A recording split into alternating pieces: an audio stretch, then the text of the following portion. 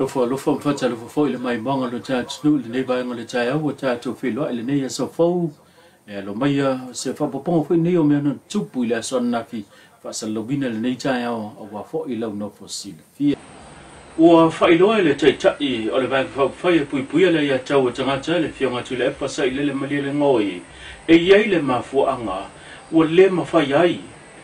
ona yai se su le vai fa le cha pp e tau va mai le tu ma lo o lo te whanga, leo lo tu la i mai hele te tai al malo tausi, le fionga fia mena o me mata awha, o se papaponga nei le fina ngalo le fionga tu le epa. E le foi lau o manga o whasalo i ngaku e le ai se mako sui a vea i loko whanga.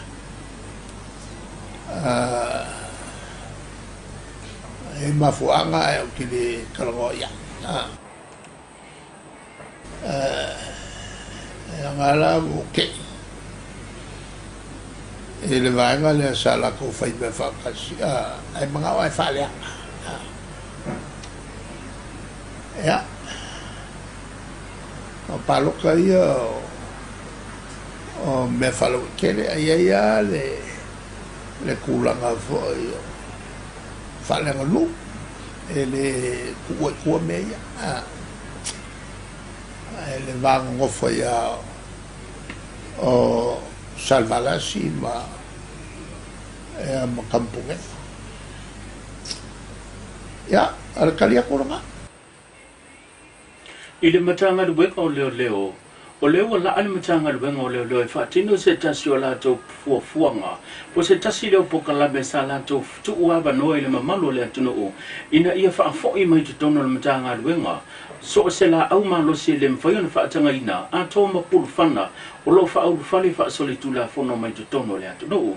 Na muli mawina i dungo penga ta fa ilangi anto ma ta le tu lau le matanga luenga le fa sal lawina i leo nisi o ngai ngoinga po nisi o ngai luenga sa fa tino le matanga luenga o le eli leo se lua se tulou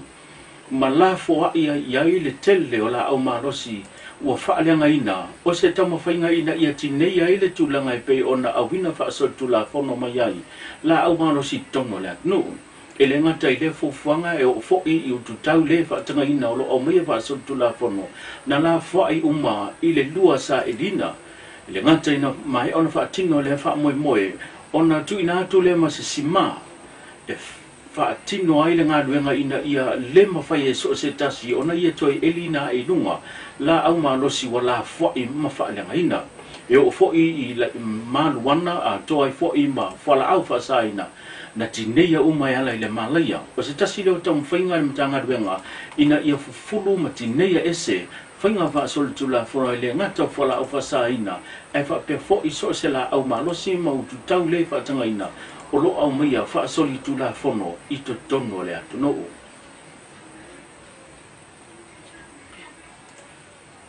Mai le ofisa komsino whainga pānota, o leo wha i loa sa fina ngalo le fionga atu ia filolo to le Fort John Stanley i le tūlanga e pe ona iai nisi o wha alawi loa wanga wha upwhai a toi ma le wha alawi loa ina leo lato suita wā. Sau no le fionga atu ia filolo e soli tula whono ngai ngoingo lo wha tino ina nei e so o se wanga wha upwhai e pe ona lato wha alawi loa ia lato anawatau. Ai maise o tūlanga le wha alawi loa ina leo suita wā mo le pānoto lo manei. Wa tofa ma fa i loa e le official komsina o whainga pānota le aso suma le wha ma sina nei o iulai se ia pā ia le aso lua suma le wha au kuso o le priota lea le wha atino e wha salalanga po o wha alau i loa e le ngata o vāinga wha au whai e wha pia fo i suita wā o le whai priota u wha manino e le fionga atu ia filolo e le o sa priota e ma whai o na tu ina atu ni tau mawha po o ni seleni po o se isi lava wala e wha atino e le suita wā.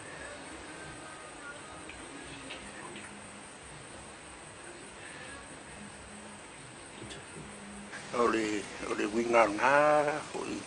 pirioko ka fa na wi lo le sui ai fa la fa yang por kala me dungo le kio tv lungo pen ka fa ilani fa yang fe lo inga mai ku malo ai le se pirioko fu le fa ni ku fanga kupe po ku fanga ka mafa po me fa penga o menga o le nganga i o le o le kula fongo o le whaalau i lo le sui whaalau i lo anga fuafuanga pe o yanga por kalame fuafu e whai pe whaia munguia le ngaka munguia le ngu au munguia le kumalo ia o le tunu fo whaalau i lo e fuionga o nganga wa kuranga ka wa o onga yung poko whapikoa o me whapenga o le winganga campaign piwe le tūlanga i whamasinonga. Ia e o se fesili au pe ona tu atu ono e te le lava ia whamtalanga ma fesili o lo o angi ngā solo i lunga upe ngata whailangi sau noa mai eila wa fionga i whamanino. Pe e se ana le moli mawaila wa fionga ia e me se fo i o se tasi o su ia whaipule i le e tali atu fo i nisi o moli mawa leo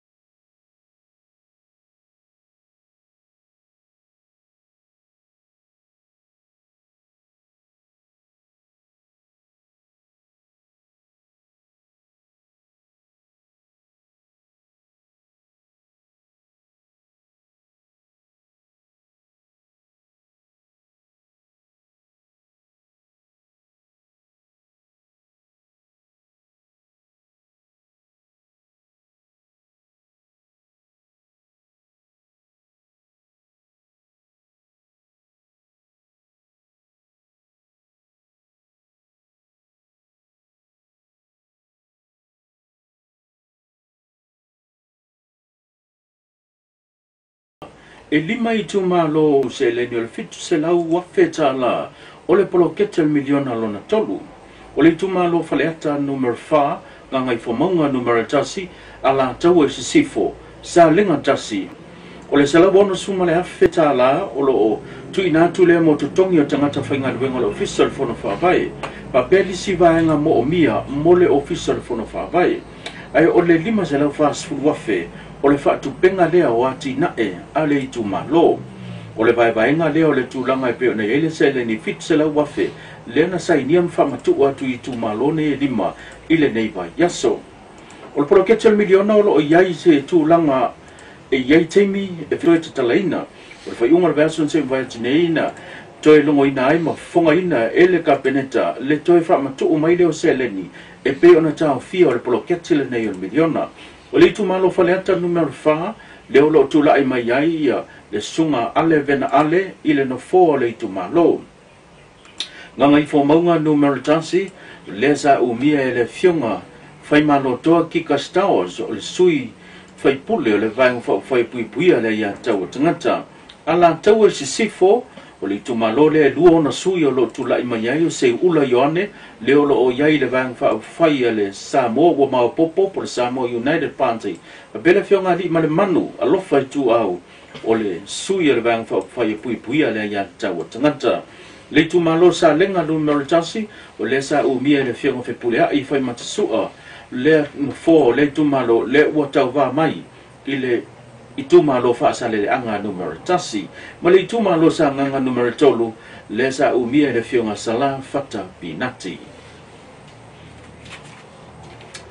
mai le tu langa e pe ona yai le pokalame o le te wila wa fa ai loe le pulenga o le official tangata ta fa mai mo mai Samoa po le Samoa Tourism Authority o le a lema fa ona fa tau wina le te wila e pe na masania i tau sangata tasi o le nei fa la wi loa le pulenga o le official tangata ta fa mai mo mai e le o fa i loe na i le mafuanga pe tai e pe ona silafia o le pokalame o le te wila o se tasi le o pokalame e masani ona fa tau wina i tau sangata tasi i le masino se tema o se whamoe moe whaalawi lo antuai tū māngai whanua Samoa o siwa whaleanga nuu o sa ma ulu ulu tawa lunga e sa ai tau po o ngase senga o tau mafa Samoa ma le tele o isi whaafianga e masani fo i ona malanga mai tu risi ma fea Samoa mo ta faunga ma moli mawina le pokalame o te vila o le pokalame o te vila e masani ona tawa lunga le sa ilinga le o se la le leia le tunu o le mis Samoa pitai o le o whailo fo i le pulenga i le whaasalarunga o le a tolo po atu i le masino November o le a whaataunu ina i le sa ilinga le o se tau sala o Samoa e le tali tonunga wa tele tupe le atunu o le amisia ina wa lema whai ona whaataunu ina le pokalame o te wila sama sani ona whaataunu i o ngā tutonu o tau sanga te tasi.